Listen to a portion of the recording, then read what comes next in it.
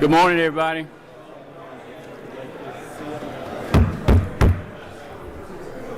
Good morning. Good morning. Thank y'all.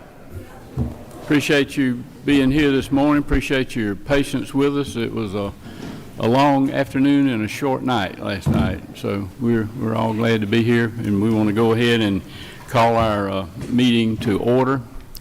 And we're going to ask Chairman Hawkins, if he would just open us up with a word of prayer, please. Please bow your heads. God, we come to you today with open hearts and open minds, asking for your help and your support and your wisdom for us to make the best choices we can for the people of Georgia and serve them, and always put them first over everything else. We also ask for your prayers for Rita, Gerald Green's sister, who's battling through surgery again this morning. We ask for her to be returned to health. We ask this in your name, and Jesus. Thank you. Everybody in this room is special, but I want to take a moment and introduce a couple of special guests that I've got here today. From Bullitt County, Ben Ross in the back and his wife Lauren, we're glad to have y'all here today, and their daughter Lainey is going to be paging for us on the floor today. So thank y'all for being here. We're glad that you're here, and hope you have a good day. Okay, we've got several folks who want to request. We think there's probably about 60 plus that are eligible to be asked for. So we're going to go ahead and start, and if you would, for those members who are going to be requesting bills, please give us the page number and then the bill number so that the members of the committee can search through there and find that, and it'll make it move smoother. And there will be some on the blue sheet, but also some on the yellow sheet. So if you would, try to keep up with that, and brevity is a real virtue today, okay? Let's go ahead and start. Yes, ma'am, come on up. Good morning, Chairman and Committee. Thank you for hearing this opportunity. I'm on page 4, and it's House Bill 1073. It's close to the top of the page on the blue sheet. It's LC 394003S. 1073. Go ahead. So this bill is a specialty tag bill for Jackson State University Alumni Metro Atlanta chapter. They're requesting a bill. Okay, don't see any questions. Thank you. Thank you. Yes, ma'am. Thank you, Mr. Chairman. Members of the committee, I've got HB 1429. It's the middle of page 9. It's LC 481810S. This is a data gathering bill that will require juvenile courts to report the sentence imposed, any monetary fees and fines, and if this money was actually collected. It's just a small update to code that's going to provide some clarity and transparency. Okay, no questions. Thank you. Yes, ma'am. Good morning, Mr. Chairman and committee members. Bill number HB 829 on the blue sheet. It is the third page, the second one from the top, LC 590134. This bill strengthens online safety instruction so that students understand the risk associated with harmful material, age verification practices, and secure browsing, because preparation must be proactive, not reactive. Okay, no questions. Thank you, ma'am. Thank you, Mr. Chairman. Yes, ma'am.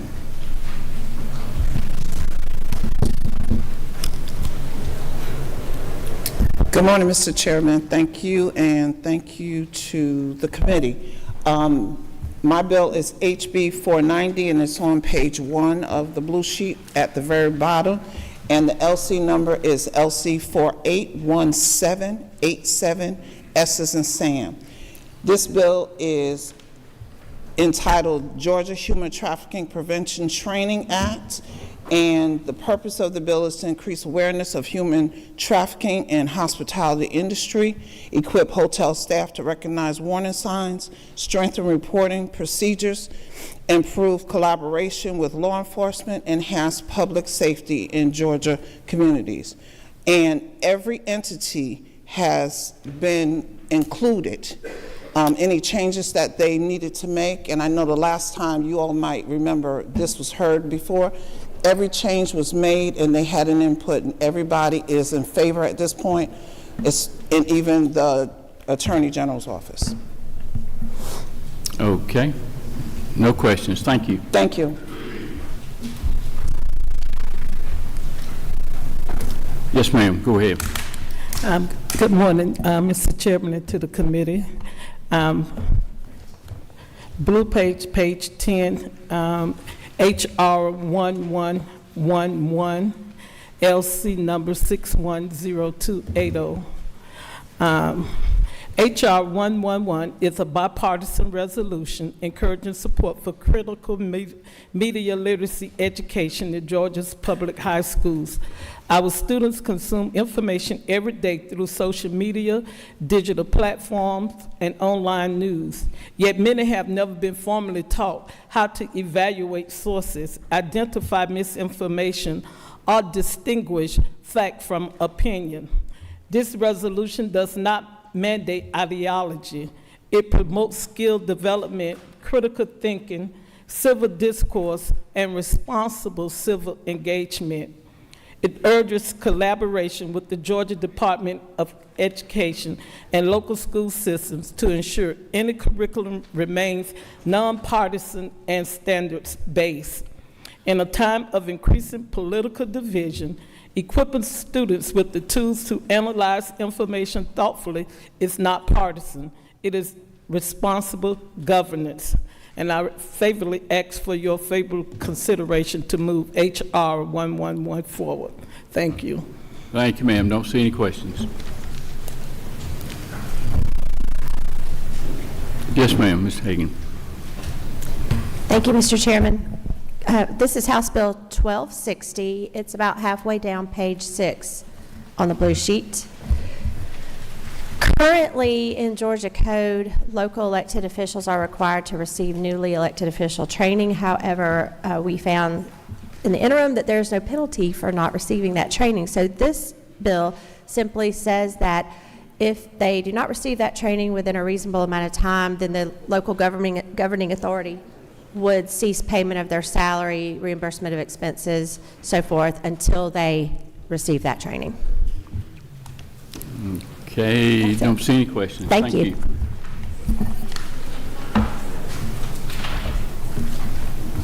Yes, ma'am. Good morning, Mr. Chairman. Good morning, committee. I bring to you House Bill 1447, LC 620457S. It is at the bottom of page 9. And this bill requires all taxing bodies to evaluate once a decade, once every 10 years, their utility bond structure, whether consolidating would be a good idea, and also feasibility studies if necessary.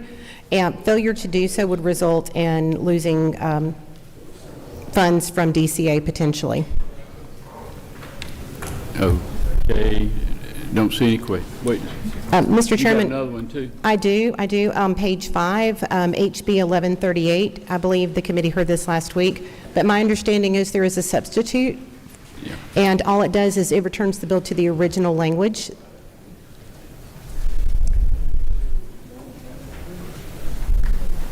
Yeah. It's on the desk. Yeah, y'all have the sub, right? Okay.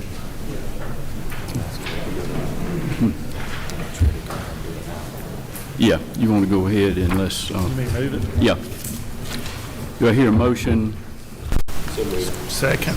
Yeah, explain the sub. Okay. As Chair Lady Camp said, this returns the language back to how it was presented in committee. Admittedly, I had some concerns with some language in committee, and we worked together to make some changes. After committee, I've got some clarification, and feel like her original language was sufficient as it was presented in the committee, and this puts it back to that original language. Okay, you've heard You've heard the explanation. Is there a motion to approve the sub? So moved. Moved and seconded. Any opposition? Okay, so it's approved. Thank you. Thank you, Mr. Chairman. Thank you. Yes, ma'am. Thank you, Mr. Chairman. I bring to you this morning House Bill 1363. It's actually located on the yellow sheet, about a quarter of the way down on page 8 of the yellow sheet.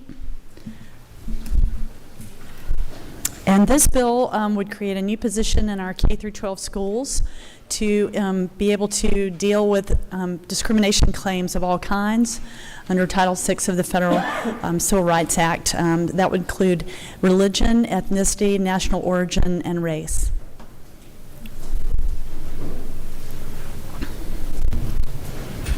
No questions? If, Mr. Chairman, could I present another bill? Sure. Chairman Dubnik has a meeting with Ms. Dale, so he asked me to present this bill for him. It is H.R. 1475. It's on page 11 at the top of the blue sheet. And this is a study committee, really just to study how to define excessive or unusual noise. Excessive or unusual noise, because it's impossible right now, since we don't have that defined in the code, it's impossible for law enforcement to enforce our existing regulations on noise. Okay. Don't see any questions. Thank you so much. Yes, sir, Mr. Chairman. I want to thank all you gentlemen for letting these ladies go first. Thank you. Absolutely. Thank you, Mr. Chairman, members of the committee. Seventh one down on the second page, HB 570.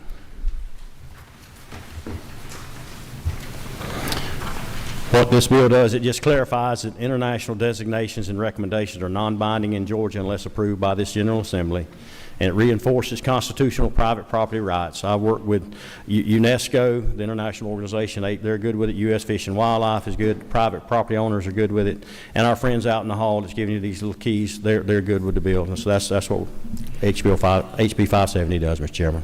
Okay, we've got a question. Whip Park has a question. Thank you, Mr. Chairman. Can you name a single rule, regulation, or policy from the WHO or from the UN that's implemented or maybe implemented here in Georgia? I'm sorry, I'm hard here. Speak loud. Can you name a single rule, regulation, or policy from the WHO or the UN that is implemented or could be implemented here in Georgia?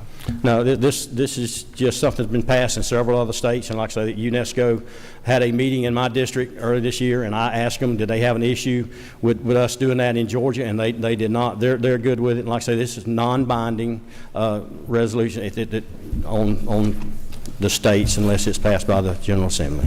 One additional quick question. How many other states have implemented this? I want to think about 6. Thank you. And I can get you that answer for sure. That's an estimate. That's just. Okay. No other questions. Thank you. Can I ask for one that's not on the sheet, Mr. Chairman? Yeah. That we passed out. It will be reported out this morning, but HB 1267, result of a study committee that we had this year on TOPS and dealer tag abuse. This bill addresses those issues. Okay. Thank you. Thank you. Yes, sir.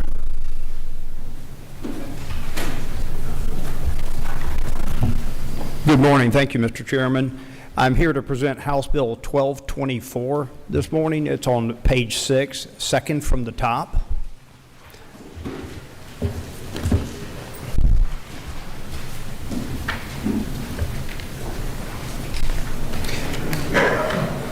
Mr. Chairman, and ladies and gentlemen, this bill speaks to automatic renewals on contracts and subscriptions.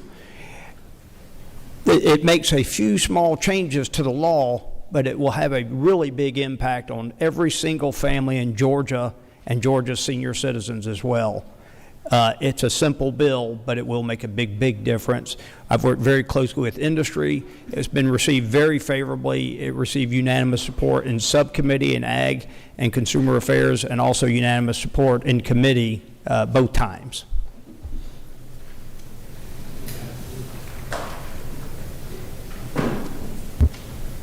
Well, don't see any questions. Thank you. Thank you. Yes, sir. Come on up. Thank you, Mr. Chairman. I got 3 bills. The first bill is House Bill 1266. This is actually a sub 4741008S, and this is about the boating down on the Ogeechee in that one little section where we changed the horsepower. We did go back and we added one part there that just still bans any personal watercraft, jet skis from that area. So that was the only change that we did on this bill. The next bill I have, is on page 7, about 3/4 of the way down, House Bill 1327. This is just requiring all the schools, if they don't already have a safety program for lock boxes, they're required to put lock boxes in there with a key or a key fob. If they have the electronic doors that open with a keypad or something, then they're fine. It's just requiring them to do that. Okay, don't see any questions on that one either. Go ahead. Did you have another? Yes, sir. I got one more. House Bill 1454. And what this does, Section 1 just says that, like, if you have a carry permit, those are held by the probate courts and they're not a database to be shared. This just puts some teeth in there. That's already in current law. This would just put some teeth in there. If they do share that information with another county or city, then you could be up to a $100 fine or the price of a court, whichever is more.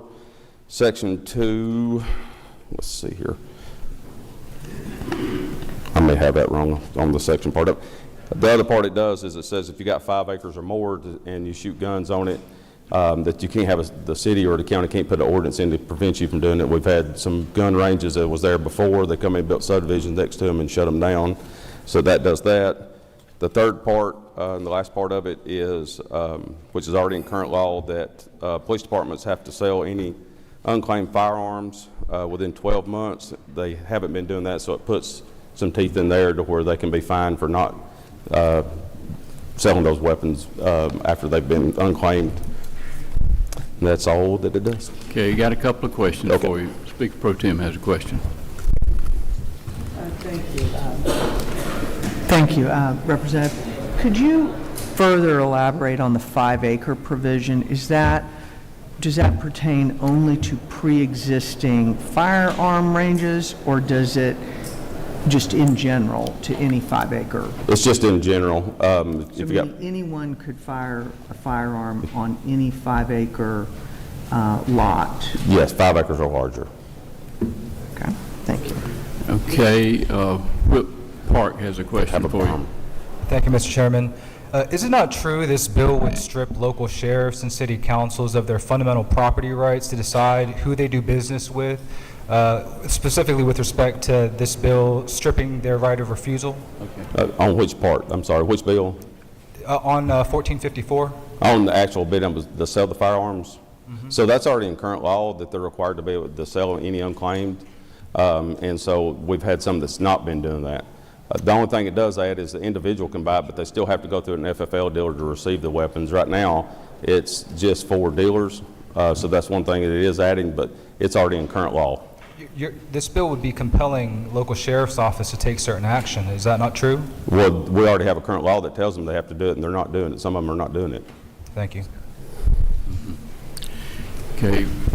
Pro Tem Jones has another question. I had a further question on the 5-acre provision. Is it any firearm of any kind that is a legal firearm? It's legal firearm. It's legal firearm. And is it at any inch of that 5-acre lot? Meaning anywhere on that lot you could fire the firearm. So if you wanted to fire it right down the property line 1 inch inside of it, and you had children playing right next to a playground, that would be legal. That would, yes, that would be legal. Thank you. I appreciate that. Okay. Representative Holcomb has a question. Thank you, Mr. Chairman. And on the 5 acres, it's 5 acres or more, not 5 acres more or less, correct? Yes, the man knows what he speaks. All right, thank you. Okay. Representative Evans.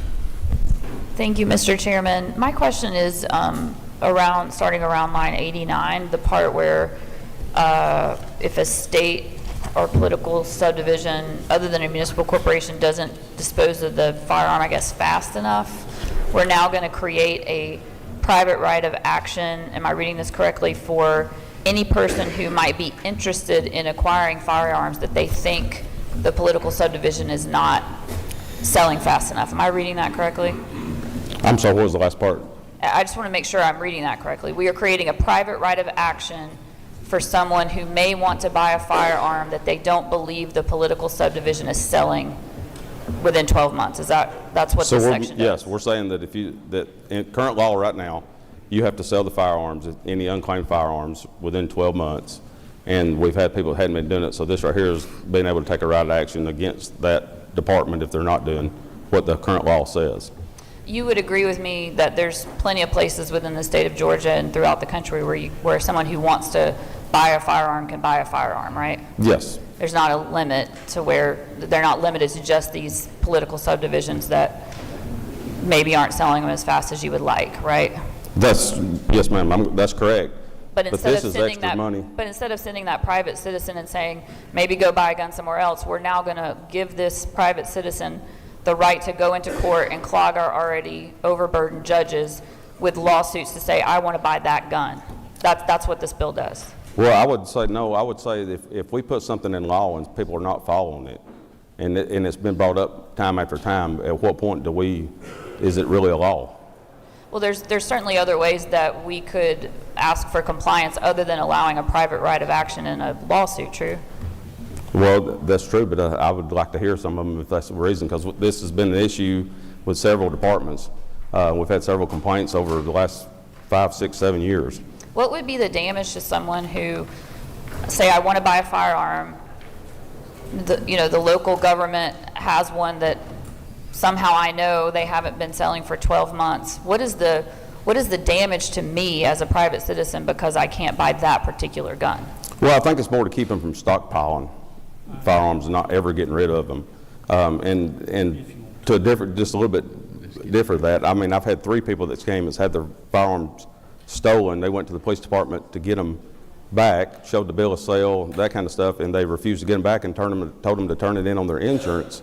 Well, I'm not an attorney, but I'm pretty sure that's insurance fraud because they have the weapon that was stolen and they won't return it to them. But this is the private right of action is not for someone who wants to get a gun back. It's for somebody who wants to buy a gun. That's correct, because they're stockpiling and not selling them like the law says. Secretary Kelly. Thank you, Mr. Chairman. The right of action that's being referred to here, Representative Ridley, isn't it a mandamus action that you're aiming at, which is just a suit where you would instruct the municipality or the county to do what they're supposed to be doing under the law? And my understanding of what you're looking to do here is then you would allow an individual who's been forced to file this mandamus action from a city or county who's not following the law that we pass here in this state, that they would be able to recover their reasonable attorney's fees that they've had to pay out to have a lawyer bring a suit against the city or county for not following the law as passed by the Georgia General Assembly. Is that correct? That would be correct. Thank you. Leader Hughley. Thank you, Mr. Chairman. I want to make sure that I'm real clear about where these guns can be discharged within the boundaries of this 5+ acres, because bullets don't have anybody's names on them. And how are we protecting the public by allowing that? Well, so you would still be responsible, just like always. If I'm on my property and I got 20 acres or 100 acres, it don't matter. If I shoot and I hit somebody, I'm responsible for that bullet, right? So that would not change anything. All we're saying is we've had cities going in and telling people that they can't shoot on property, this private property rights. And I can tell you one up in North Georgia where a 4-H club had the shotgun thing on 50 acres, and they come in and told them they couldn't shoot there anymore and made an ordinance where they couldn't. So that's where, it's happening more than you think. And so all we're saying, if it's your private property and you want to build a berm and you want to shoot into it or whatever, then you would have that right to do that. So if a city has an ordinance where you can't discharge a firearm within the city limits, then this would override that? I don't think so. I think if they already have an ordinance in place, then you'd be fine. I think it's if they put an ordinance in afterwards.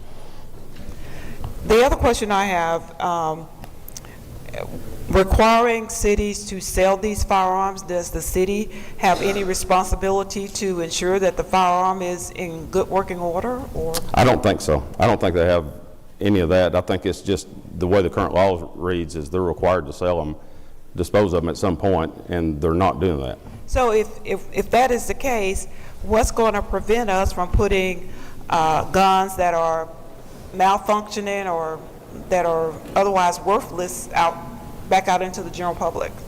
Well, if I choose, I mean, I guess you have to tell people that, but just like you would on any vehicle that they sell or something at a government auction. But a lot of guys will buy stuff like that because it's a collector's item or because they know how to fix the stuff or something like that. So they've always sold to dealers. Well, most of them have, but we've had some that will not. They've never had an auction. They've never auctioned any of them off. We've got some that's got 3,500 to 4,000 guns right now. Well, I can understand buying a classic car that you want to restore. I don't transfer that to the guns, but maybe I'll understand later. One final question from Speaker Pro Tem. So I'm not concerned about the other sections of the bill, but on the 5 acres, so if there's an elementary school next door to a 5 acre parcel, there would be no restriction there's no side requirements, there's no zoning requirements that would be allowed as I read this. So a person could shoot a high velocity magazine, legal firearm, right down the property line, an inch inside of it, with an elementary school next door as I read this. Is that correct? Well, you can currently already do that. If it's on private property, there's not an ordinance. Well then, but this would supersede any ordinance. No, I don't think so. I think if the ordinance is in place already, then... That is not how I read it, but maybe you could get that information Okay. for us. Furthermore, it appears that no noise ordinance would apply. So if somebody chose to at midnight till 3 in the morning... No, I think that's still in here. I think if like the times after and all that stuff is still plays. I don't see it, but perhaps you could clarify that. And Okay, get let me that find out about that part. But that came up, and I'm pretty sure that there was the code section was talking about that you had to follow any kind of noise ordinance or anything like that. Thank you. Okay, a lot of good discussions. Let me encourage you, if you have some questions, to get with the author offline, and y'all can try to answer your questions, okay? Thank you, sir. Yes, sir. Thank you, Mr. Chairman. Thank you, committee. I have HB 1465. It's on page 9 of the yellow sheet, 9 from the bottom, 9 up from the bottom on the yellow sheet. Yellow sheet, page 9, 9 up from the bottom. It's HB 1465. Okay. It's on the blue sheet too, top of page 10. Yeah. I think it's on page 10. Top of page 10 on the blue sheet. Oh, it's on the blue sheet as well? I missed it, I'm sorry. Go ahead, briefly. It's, this bill just removes the license plate decal, so you'll still have to register your vehicle, but you no longer have to have a license plate decal on your tag. It's a $5 million savings to the state, and then it's a savings to the counties from labor and some other fees. That's essentially what the bill does. Okay, don't see any questions. Thank you. Thank you. Yes, sir, Mr. Chairman. Thank you, Mr. Chairman, and members. On page 10 at the bottom of HR 1416, bottom of page 10. Chairman Goodman and I would like to create a joint House Study Committee on sustainability of family farms. Our agricultural industry, as many of you know, is the leading economic driver in our state and is facing some unprecedented challenges over the last few years, and we want to take some time over the interim to bring some people together and look for solutions and try to help our farms in this state. It's a real crisis in many sectors, and so that is what this study committee would do.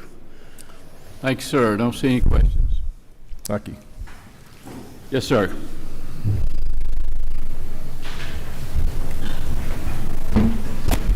Good morning, Mr. Chairman, members of the committee, colleagues. We're on the blue sheet, page 8 near the bottom. It's House Bill 1386 I'm asking for.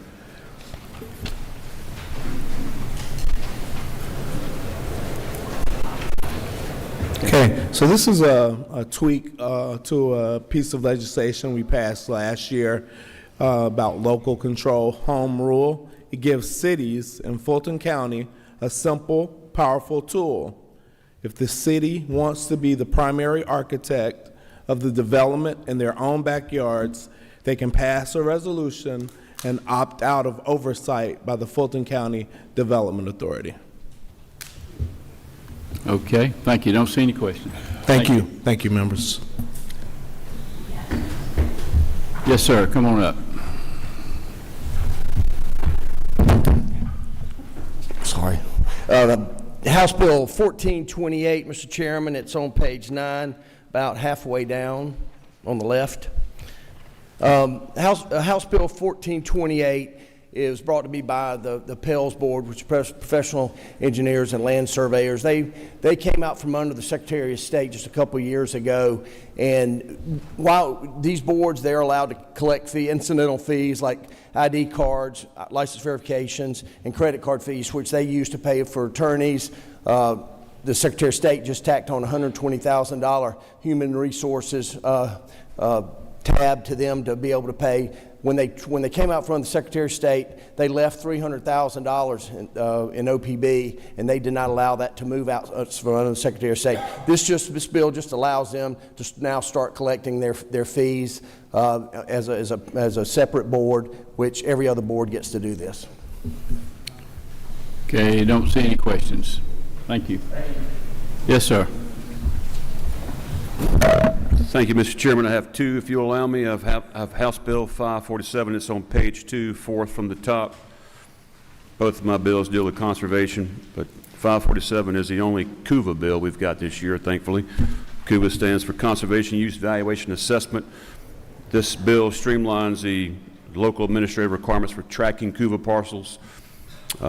It's a win-win for both the local assessor's office and the landowner because it reduces a good bit of the bureaucracy requiring to track CUVA parcels at the local level. Okay. Don't see any questions. You got another one? The last one, Mr. Chairman, is on the last page, about halfway down, House Bill 1148. What this does, members of the committee, Mr. Chairman, it reauthorizes the Georgia Conservation Tax Credit for another 5 years through December 31st, 2031. It's due to expire this fall or this winter. Reestablishes the aggregate amount of the annual credits at $30 million, which was the original amount set in 2006 when this credit was established. And we streamline the application process through the Department of Natural Resources and allow the Georgia Real Estate Commission to act as an independent reviewer of any appraisals for permanent easements. Okay. Don't see any questions. Thank you, Mr. Chairman. Yes, sir, Mr. Chairman, go ahead. Thank you, Mr. Chairman. I bring you House Bill 1114. It's near the bottom of page 4 in your blue sheets. In 2022, we passed a financial literacy bill that required high schoolers to complete a half-credit course in financial literacy for the 11th and 12th grade. This bill simply allows that course to be taken in the 9th and 10th grade. This helps students with their busy schedules. Also, it helps school systems with scheduling, and so it works for both. So appreciate your consideration. Thank you, sir. Don't see any questions. Thank you. Yes, sir. Go ahead. Thank you, Chairman. Page 10 at the bottom, H.R. 1445. It's an urging resolution for us to continue the historical preservation of the state capitol, recognizing the Georgia Building Authority and their team, and also an incredible historical discovery that was found during this renovation. Okay. No questions. Thank you. Yes, sir. Go ahead. Thank you, Mr. Chairman. I bring you House Bill 1386. Is about the middle of the blue page, a little bit below the lip. 1386. This is a bill that allows current and former legislators the ability to apply for a license plate that has the disabled symbol on them, so they can park in disabled parking spaces. Currently, legislators, when they apply, any legislator who are 100% disabled, apply for a legislative tag, they have to turn in their handicap tags. This will allow them. Give us that number again, please, sir. It's 1380. 1380, Yes, sir. okay, there we go. Go ahead. It applies for our legislators, current legislators, or former legislators, to apply for a legislative tag that has the disabled symbol on it to allow them to park in disabled parking spots. And that's basically what this bill does. Okay. Don't see any questions. Thank you. Thank you. Yes, sir. Thank you. I have two bills, two good bipartisan bills. House Bill 1223, page 6, the very top.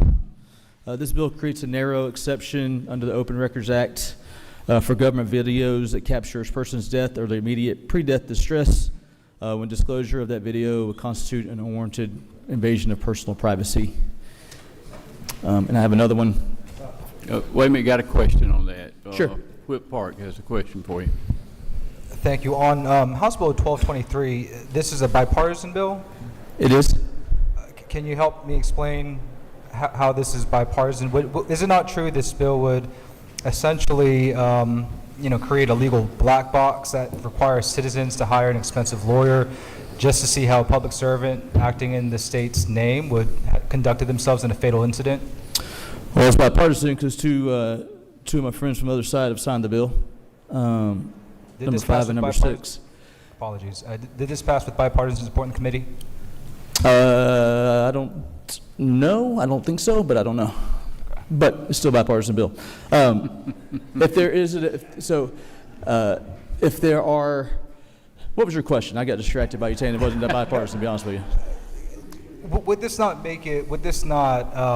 decrease transparency and require citizens to hire an expensive attorney to find out what happened in fatal incidents?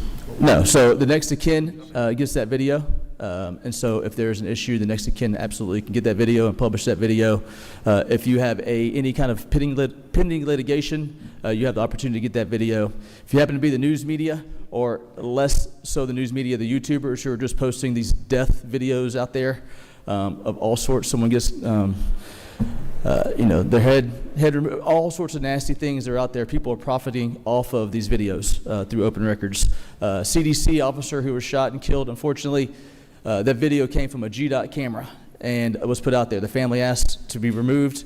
The people who put it out there got it through FOIA, said, no, you need to pay us a sizable amount of money for us to remove that video. These are things that are happening, and this is what this addresses. If you are news media, you absolutely can petition the court and say this is in the public interest, and that can be ratified in court. And just like we do crime scene videos today, just like we do 911 calls today when someone dies. Thank you. Sure. Okay. Don't see another question on All that. right, I do have one more bill. 1432, also a bipartisan measure, page 9, just below middle of the page. This is for the Oversight Committee, Legislative Oversight Committee for the Georgia Public Defenders Council. What this does is it gives an opportunity for replacement of committee members. If something happens to a committee member, they resign or become ineligible. It also requires that the director and the council cooperate with the committee. Okay, don't see a question. Thank you so much. Yes, sir, come on up. Thank you, Mr. Chairman, and thank you, committee members. This is HB 1244 on the blue sheet. It is located on page 6 at the exact middle of the page. This is a bipartisan bill to remove the district waiver for teacher planning periods and adds a duty-free lunch. Okay, don't see a question. Thank you. Thank you. Yes, sir. I have House Bill 1332. It's page 7, last bill on the bottom. And House Bill 1332, which is called the Georgia Buy American Medicine Act, calls for hospitals and healthcare facilities that receive state funding to give preference to American-made pharmaceuticals when purchasing medications.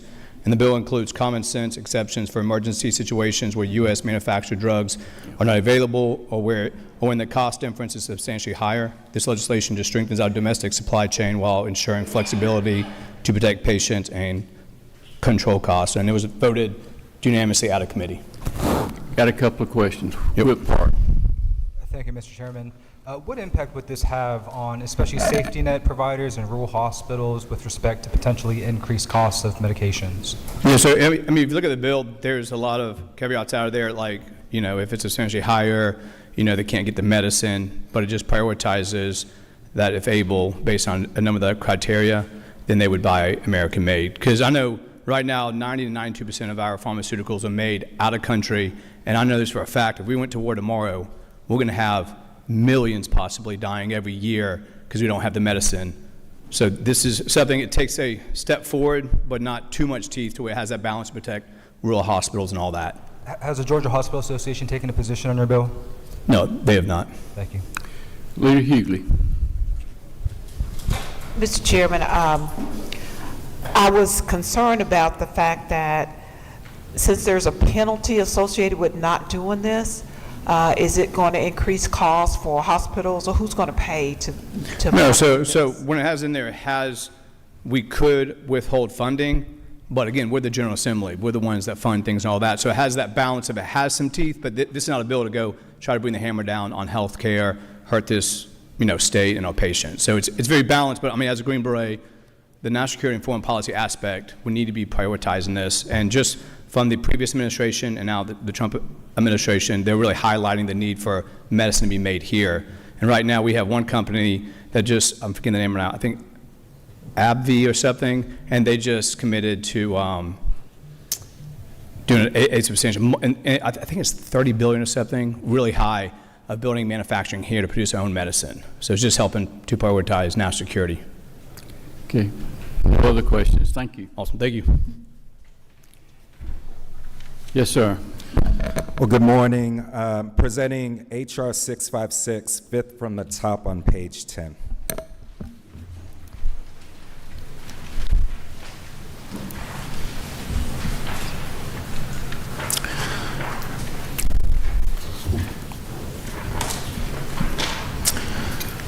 Okay. All right. Well, good morning. Thank you, Mr. Chairman. Committee members, H.R. 656 would create a study committee to give us some time to further examine the growing presence of large institutional investors in single-family homes and hopefully be thoughtful in bringing some solutions forward to address any local impacts on our local housing markets as well as prospective home buyers. Okay. Don't see any questions. Thank you. Thank you. Yes, sir. Dave, come on up. Sir. Mr. Chair, members of the committee, I'm here presenting House Bill 1434. This bill pertains to protected airspace above all of Georgia's general aviation airports, and sorry about that. Page 9, a little below the middle of the page.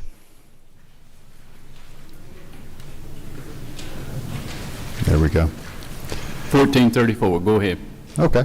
So this deals with protected airspace above all of Georgia's airports. This airspace is protected by federal regulation 14 CFR Part 77, and within this airspace contains the route structure that basically moves in and out of the airports. The federal government basically sanctions, financial sanctions if you violate this airspace. And so this bill does not establish that airspace or have any effect on what it is or our requirement to protect it.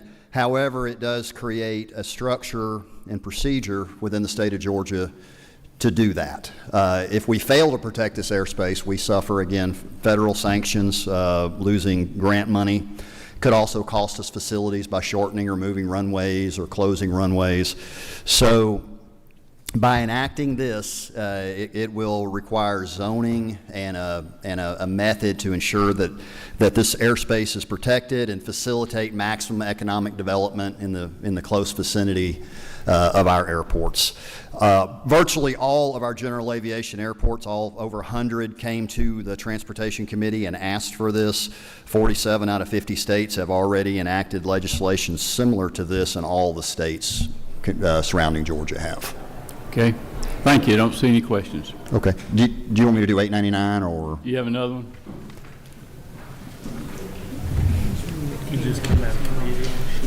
Just wait. We'll do that later.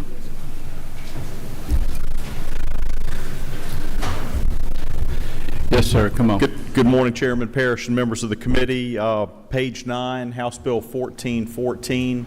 This is the Series LLC Act. Texas and Delaware have this. It allows small businesses that have related LLCs to do the data entry and payments at one time rather than separately. It also presents some regulatory efficiencies. It's working well in 2 states. This will let multiple business owners stay domiciled in Georgia.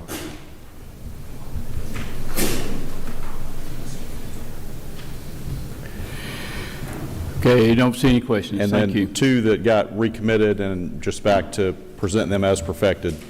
Mr. Chairman, House Bill 1028 on page 4. This is the district attorney pay bill. The one change that we made after recommitting and Judiciary Committee was to move the opt-in deadline back to 2034. Okay. Got a question. Whip Park has a question. Thank you, Mr. Chairman. Does this bill cap locality pay for district attorneys? If they opt in, it does. What it does is, similar to the judge's bill last year, it allows a district attorney to get paid 88% of an Atlanta federal judge. The judges get paid 90%. In exchange for that pay from the state, that increased pay, they would get paid approximately $20,000 maximum from the locality, and then an additional $6,000 for the drug courts. Is it not true that, there's a fairly large difference, at least in my understanding, with respect to judges and DAs, in which there are certain DAs who have a much larger caseload, in which if localities want to pay them more for more work, why are we trying to undermine local control, especially with respect to more work that these DAs are providing, especially with respect to public safety? The DAs that have a bigger caseload are allowed to have more assistant district attorneys paid for by the state and the locals, more investigators paid by the state and the locals. They have more judge divisions, so they can try more cases with those additional lawyers and investigators they had. But the actual DAs pay. DAs are state judicial circuit officials, and this increases the pay for DAs. 39 DAs across the state have signed a letter in support of this bill, and additional DAs are prepared to opt in if we pass it, and it mirrors what we did with the very same judges who handle the DA's cases that we passed last year. Thank you. Thank you. And don't see any other question on that. And you have another one? The one bill that came back from Regulated Industries, House Bill 1254 on page 6. This is a follow-up from our professional licensing bill last year that is presenting efficiency. We had some more feedback from geologists and cemeterians, so this is a regulatory reform bill that keeps consumer protections in place and makes government more efficient. House Bill 1254. Okay. Thank you. Don't see any questions. Thank you. Thank you. Yes, sir, Mr. Chairman. Thank you, Chairman. On your yellow sheets, on page 8, 6 from the bottom, is House Bill 1393.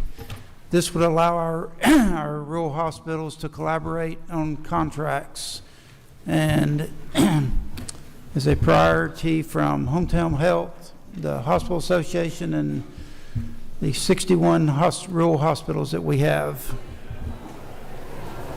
Okay. Don't see any questions. Thank you. Yes, sir. Thank you, Mr. Chairman, members of the committee. I've got 4 that I'm going to walk through real quick. On the top of page 5, House Bill 1135. This past summer, Congress passed a $1,700 tax credit for both private and public students. This bill seeks to codify that by fixing one shortcoming of the program, which was states have to annually opt in. Blue states and red states have opted into the program. This would say we are automatically opted in on an annual basis. Okay, we got a question for you. Whip Park. Thank you, Mr. Chairman. Lines 56 and 57 state that the state will have no authority to adopt or promulgate any rules or regulations. Why are we limiting or restricting the state from acting on this and simply deferring to whatever the feds are saying? Because it's a federal program that we're essentially just saying we've got to opt into on any basis. Our goal is not to expand upon what Congress has already passed. Are there any other federal grant programs that have this sort of language, and again, where the state cannot adopt or promulgate any rules or regulations? I'm sure there are, but I don't have those in front of me right now. Thank you. Thank you.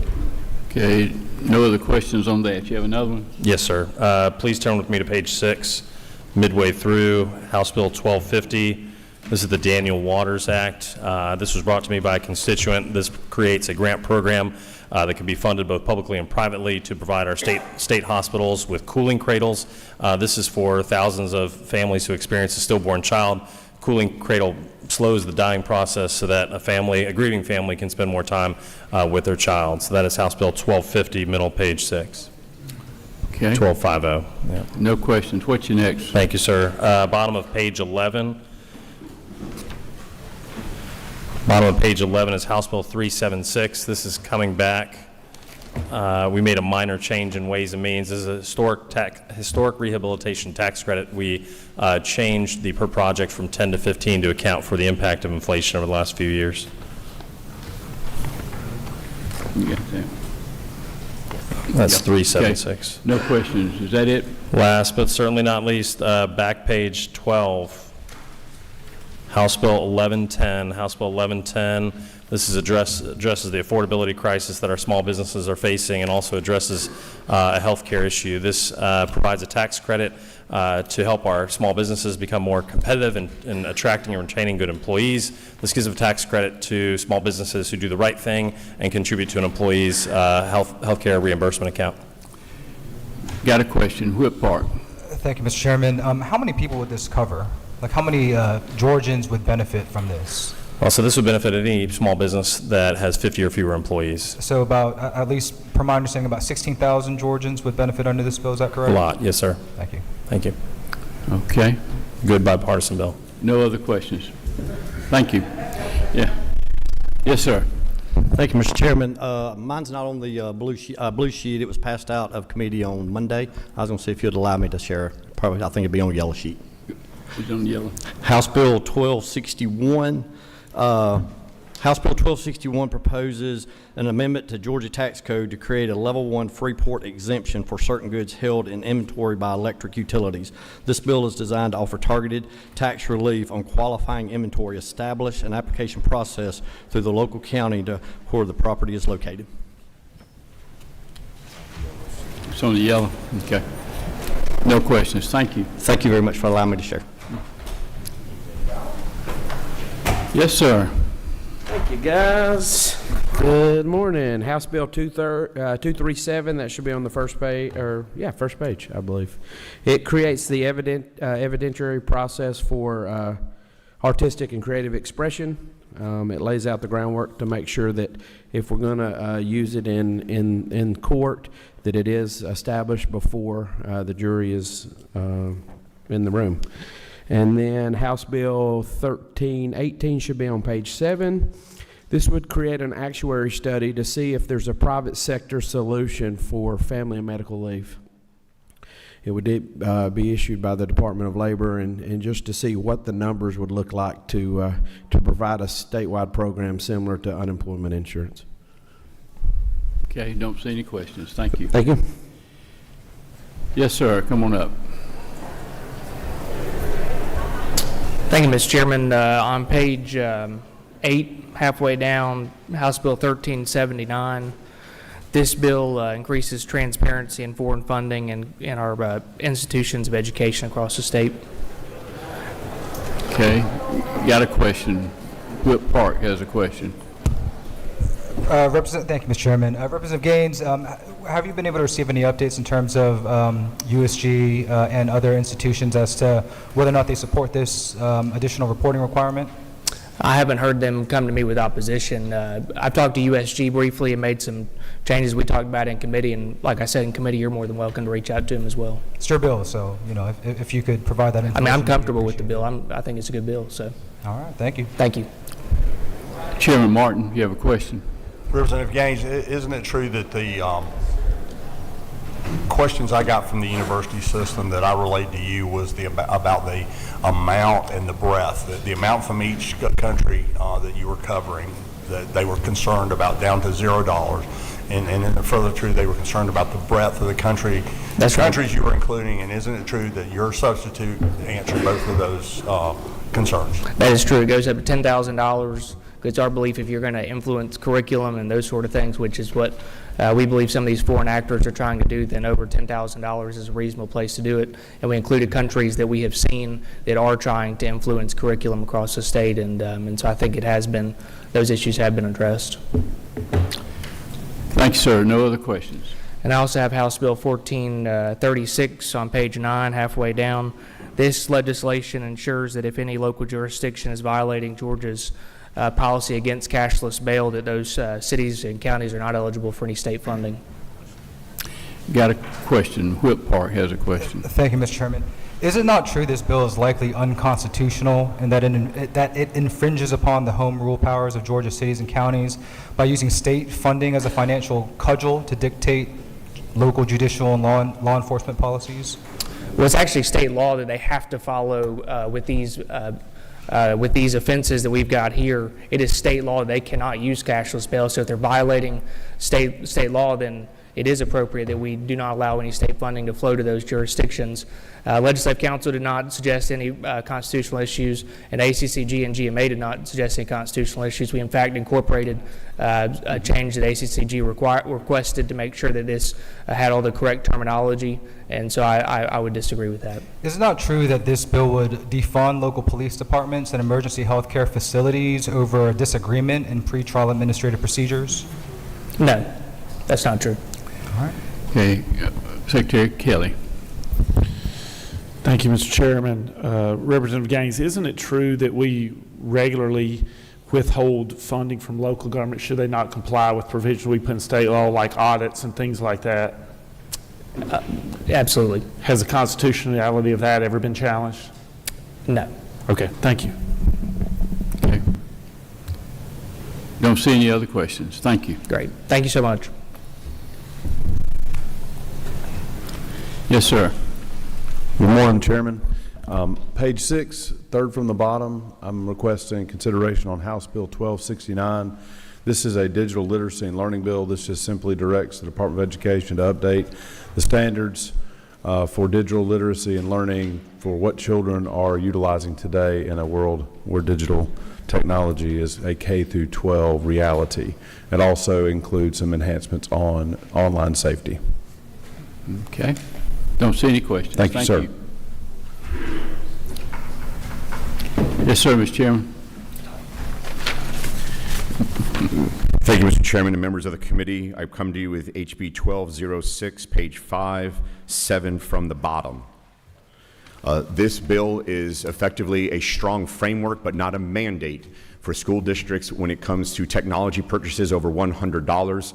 We have found not just in our state, but basically across the country, with technology taking on a bigger role in the classroom environment, that we need to be looking at total cost of ownership instead of initial cost, because we're finding that several districts are believing that initial cost is what's important, but it's costing them a significant amount of money to maintain and to replace. And further, those low-cost devices typically have zero residual value, whereas the higher cost device initially has a much higher residual value when it's time to trade them in and be able to get new equipment for all of our students, which are about 1.8 million within the public school system.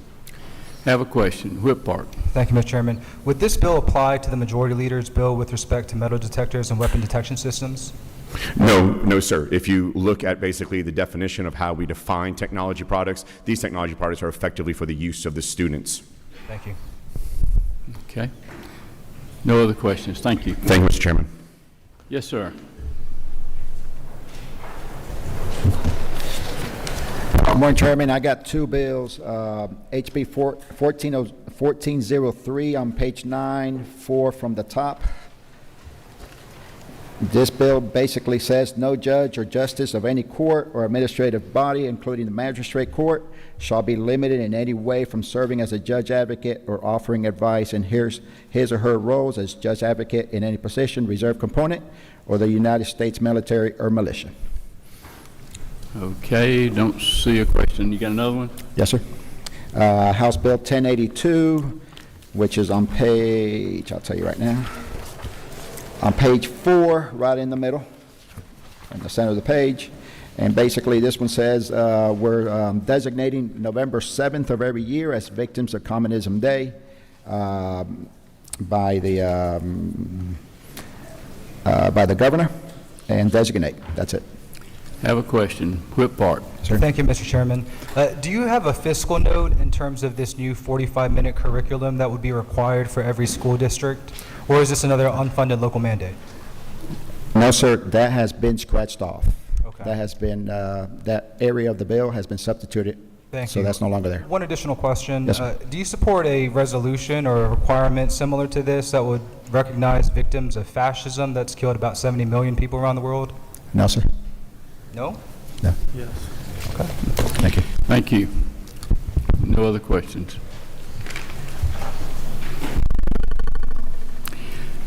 Did you have a question? Excuse me, I'm sorry. No, I didn't have a question for him, but a question for you, Mr. Chair. Yes, sir. I'd like to request, out of an abundance of caution, that HB 1386 be recommitted to committee for an amendment. What's that number? HB 1386. Dawson's bill. 13. Is the author making that? Is you making that for the author? We've got an objection to that? I have an objection to it. I want to amend it. I'd like for it to be sent back in committee to be amended.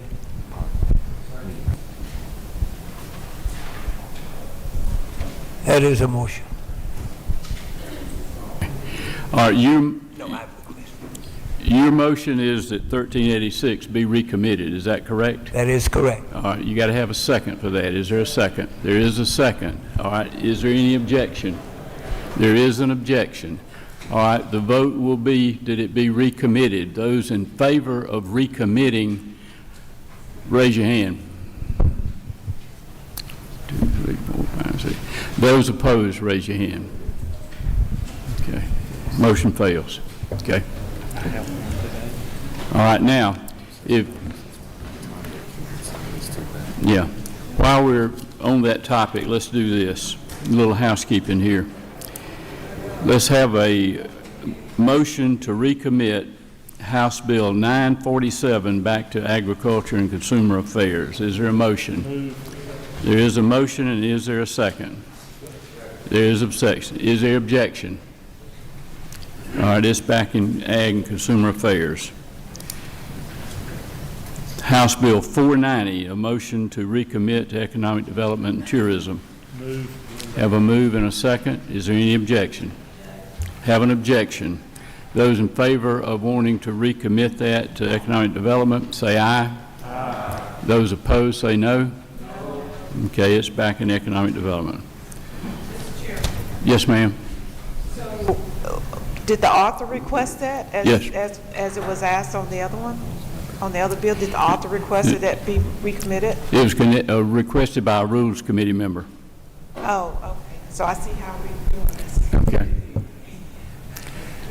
Okay, let's take care of that. Yep. All right, are there committee members who have requests? And the board looks like a Christmas tree up here, so raise your hand, Secretary Kelly. Thank you, Mr. Chairman. I bring House Bill 298, came out of the Health Committee unanimously.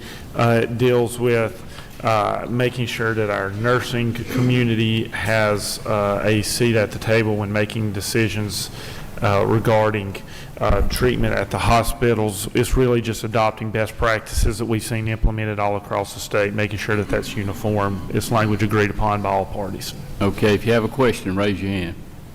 Don't see a question. Thank you. Thank you. Okay, Representative Williams, did you have a request? Thank you, Mr. Chairman. I do.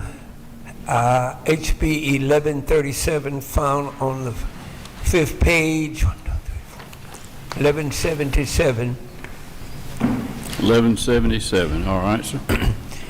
It's a bill for development authorities that will have certain affordable housing uses, will qualify as projects.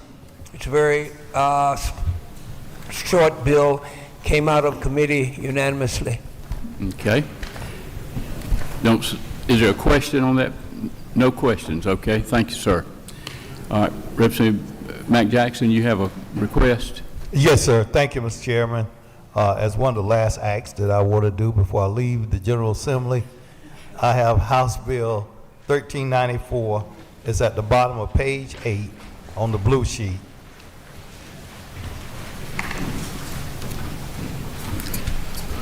Yeah, wait a minute. HB 1394 simply requests that Rosenwald schools be placed under DCA's Historical Preservation Grant Program. Okay. Don't see a question. Thank you. Thank you, Mr. Chairman. Chairman Williamson, you have one? Yes, Mr. Chairman. House Bill 184, page 1, 7 down.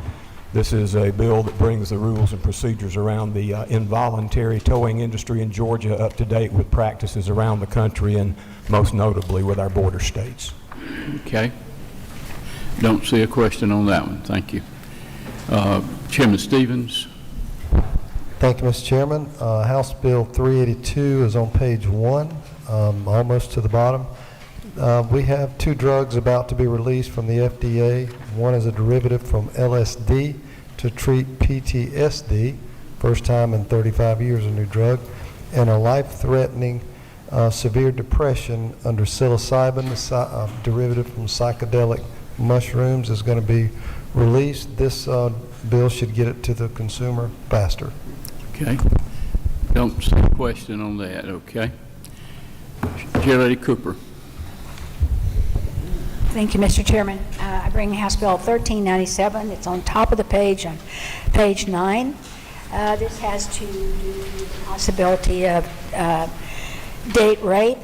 What it says is that if a person is taken to the hospital either incapacitated, which basically means unconscious or for other reasons can't give permission, if there's implied consent, if the physician or nurses think there's been the possibility of a date rape, and if they do that, it requires them to do drug testing, and for that drug testing to be kept, and allows the victim, when they recover, to decide if they want to pursue prosecution, and it also protects the victim that anything drawn in that blood sampling cannot be used against them in a criminal court. In other words, if they were 18 drinking in Athens, they won't, and it shows that they've been drinking, it won't be used against them for underage drinking. Okay, don't see a question on that. Chairman Carson, did you have one? Did I overlook you? I'm sorry. Press your button there. It didn't light up.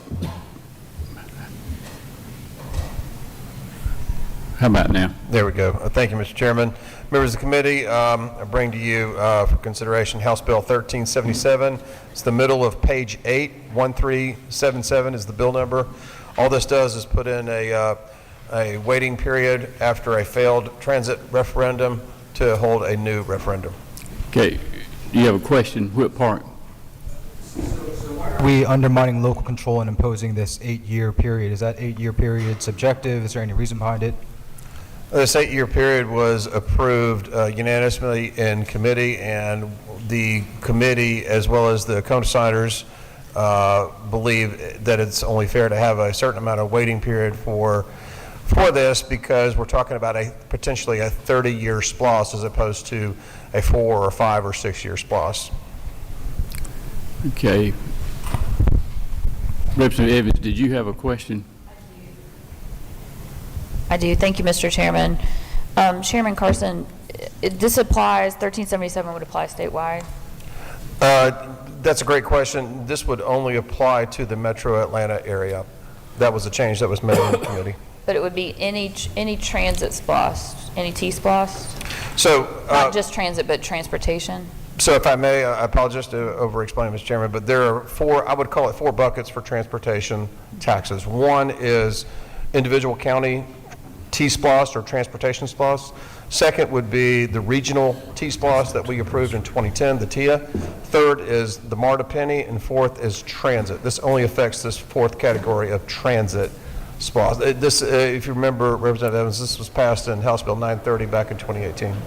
Well, my concern, and you can tell me if you would share it or not, but I mean, so far I guess it won't be a problem because the bill to eventually eradicate homestead property taxes didn't pass. But one of the things that the proponents have been telling those of us who are concerned about bankrupting cities and counties is, well, we're going to give them all this power that they can levy all these OSTs, T-SPLOST, and there's like 12 of them.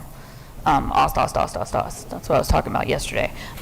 So I don't know, I'm concerned that we're telling the local governments, oh, don't worry, you can just levy all these taxes, but then we're telling them, but if the locals tell you no, you're going to have to wait even longer when they may have very legitimate revenue needs because now we've taken away the most stable tax base that they have. And it may or may not come into play with the transportation. There may be some nuance that I'm not aware of, but on its face, that's very concerning to me.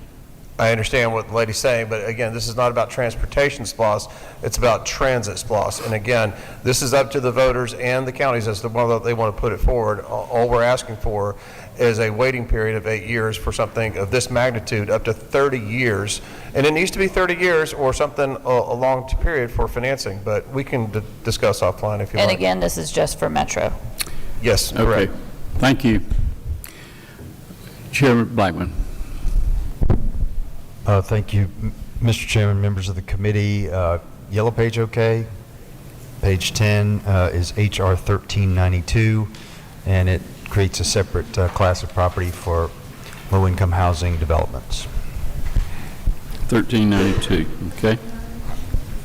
HR 1392. No questions on that. Chair Lady Dempsey. Yes, thank you, Mr. Chairman. At the bottom of page 9, HB 1451, this will be under the Department of Community Affairs to create a talent recruitment opportunity for local governments and nonprofits upon appropriation. Okay. Don't see any questions on that. Chairman Newton. Thank you, Mr. Chairman. On page 7, about the middle of the page, House Bill 1309. This addresses a challenge that a lot of medical practices have trying to improve medication compliance. Currently, we allow medication dispensing in practices, but only by physicians. This one also allows physicians to delegate that ability to dispense to both nurse practitioners and PAs. Okay. Don't see any questions. Thank you. Chairman Martin. Yes, sir. Top of page 2, 5 down from the top, HB 560. This just helps cities and counties if they can't come to a resolution with the current loss negotiations. It gives them another option to not lose that if a minority, if a county with a minority population can't basically veto it. So we're just, if they can get along, it has no effect at all. This just stops an inadvertent end to the loss when the majority of the people want it. Okay. Don't see a question. If everybody thinks I have something for you, I'll come back. Okay. Vice Chair Leverett. Thank you, Mr. Chairman. I have 2 bills. The first one is at the bottom of page 3. That's House Bill 997.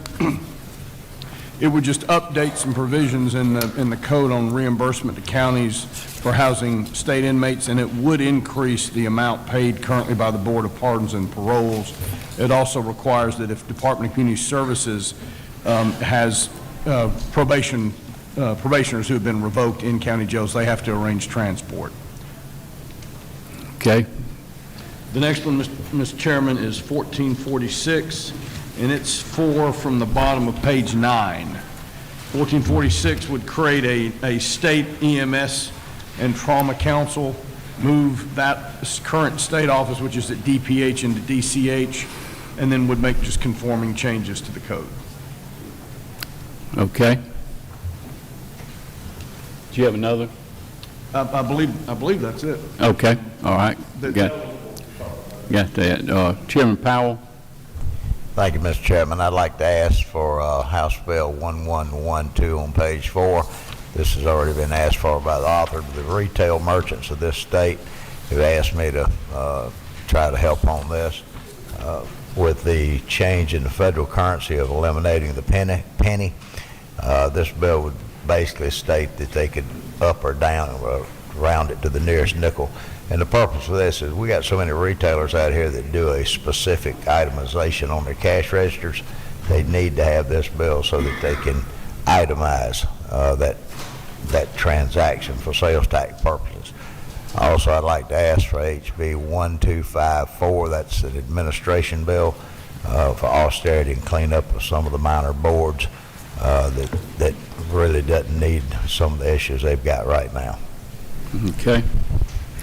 No questions on those. Chairman Jaspers, you have a Yes, sir. request? Thank you, Mr. Chairman. In the middle of page 7, House Bill 1299. This would allow hospitals operating under the Georgia Hospital Authority Act to be able to joint venture with physicians who'd like to partner with the hospital to operate a group practice with the hospital. Now, there are 48 hospitals that are under the Hospital Authorities Act.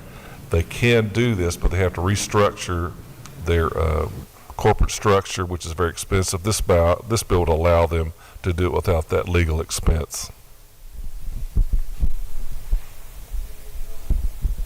No questions I see there. Were there some other requests that I haven't gotten to?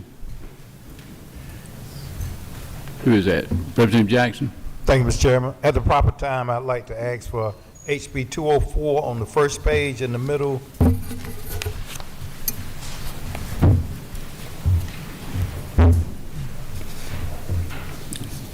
Okay, now's a good time. I'd like to ask for HB 204. The chairman has already asked for it. The author of the bill has already asked for it. Okay. Chairman Martin? Yes, sir, Mr. Chairman. On the first page on the bottom, third up from the bottom, 438, it's a bill for the police officers to be given the same treatment across the GSP with the motor carrier division if they're injured in the line of duty. Chairman Crow has asked for this before, but I think it's just very important to our law enforcement. I wanted to mention it again to the chair. Thank you. Okay. Leader Hughley, did you have a request? Mr. Chairman, I have a point of clarity Yes, in ma'am. terms of process. In terms of asking for somebody's bill that they've already asked for, I thought you asked us not to do that. I did. And then also, I thought that you asked us not to bring rule subs, and if there was something that needed to be changed, ask for that to be sent back to committee and have the changes done in committee. So clarify for me Okay. what our process is going to be. In a perfect world, we would have everything go back to committee, and any changes that would be made in committee. But since we live in an imperfect world, and we're getting close to crossover day, it's not going to be time to get all that done, so we're trying to accommodate the members to work with them to get that done, and we're asking for y'all's cooperation to help us work with the members. Just want to point out that we had two different instances that we handled two different ways in this very meeting. So I just want to make sure that we are aware that we're doing that for people watching us. Okay, thank you for that point. Anybody else? Okay. All right. Let's set us a calendar for today under modified structure. House Bill 295. Move. Moved and seconded. Any opposition? Have an objection. All those in favor of putting 295 on, say aye. Aye. Those opposed, say no. No. It's on. House Bill 961. Move. Moved and second. Any opposition? It's on. House Bill 990. Move. Moved and second. Any opposition? It's on. House Bill 1118. Move. Have a move and second. Any opposition? It's on. By rule sub, House Bill 1138, LC 461485S. Move. Have a move in a second. And second. Any opposition? It's on. House Bill 1187. Move. Move in second. Any opposition? It's on. House Bill 1220. Move. Moved in second. Any opposition? Have an objection. All those in favor of putting 220 on, say aye. Aye. Those opposed? It's on. 1220. 1220. House Bill 1275. Move. Have a move and second. Any opposition? It's on. House Bill 1284. Move. Have a move and second. Any opposition? It's on. House Bill 1302. Move. Move and second. Any opposition? It's on. House Bill 1402. Move. Moved and second. Any opposition? It's on. House Bill 1408. Move. Moved and seconded. Any opposition? It's on. Okay, now under structured. House Bill 1000. Move. Have a move and second. Any opposition? It's on. Under structured also, House Bill 1159. Move. Moved and seconded. Any opposition? It's on. Thank you all for being patient. Thank you for being here. We'll probably be talking later on in the day, but this will be enough to get us started. Thank you. We're adjourned.